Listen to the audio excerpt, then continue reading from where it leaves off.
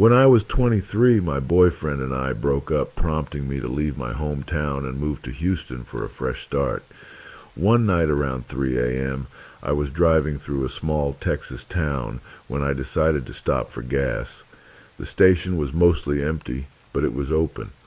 While filling up my tank and looking at my phone, I noticed a truck pull up to the pump next to me. I wasn't paying much attention until I put my phone away to return the nozzle. That's when I saw a man staring at me. I smiled and turned to replace the gas cap, only to notice 4 more men, 2 on either side of me. It struck me as odd, but I just wanted to get in my car and leave. As I reached for my door handle, they attacked me. I screamed, kicked, and fought with all my strength, but I was overpowered. 2 of them pulled me into the back seat of their truck, while the other 2 pushed me in, leaving me draped across their laps.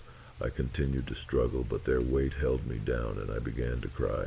I had never felt so powerless in my life.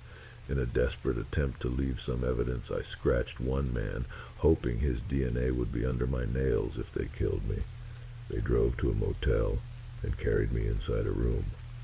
I screamed again, and the oldest-looking man hit me, ordering me to be quiet. One of them said that if I behaved, they wouldn't hurt me. They forced me onto one of the beds and tied my hands and feet with a belt and a thin string, like a shoelace. Panic set in as I cried and begged them to let me go, assuring them I wouldn't say anything to anyone. The men began speaking to each other in a language I couldn't understand. As I scanned the room, I saw bags and numerous beer cans, indicating they had been living in that space for some time. I won't go into detail about what they did to me, but at one point one of the men mentioned needing more beer. They decided that the smallest one would stay behind with me while the others left.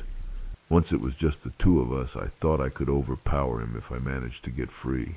I asked if I could use the bathroom, and when he untied me, I bolted for the door. I swung it open and he grabbed my arm. I yelled for him to let go, and to my surprise, he released me, his eyes wide with shock. I ran down the street completely bare and jumped in front of the first car I saw. The driver was a confused elderly man. He rolled down his window and yelled, "What are you doing?" as if I were ruining his morning. I told him I needed help and that I had been kidnapped. He drove me to the police station where I was given scrubs and allowed to file a report. The officers determined I needed to go to the hospital for an examination to gather any evidence left by my captors. All I wanted was to shower and talk to my mom. They found the men the same day. It turned out they were all brothers. They didn't explain their intentions or why they had targeted me, claiming they were all blackout drunk at the time. I eventually moved to the other side of the country. Even though I know they are still in prison, I still have nightmares about that night.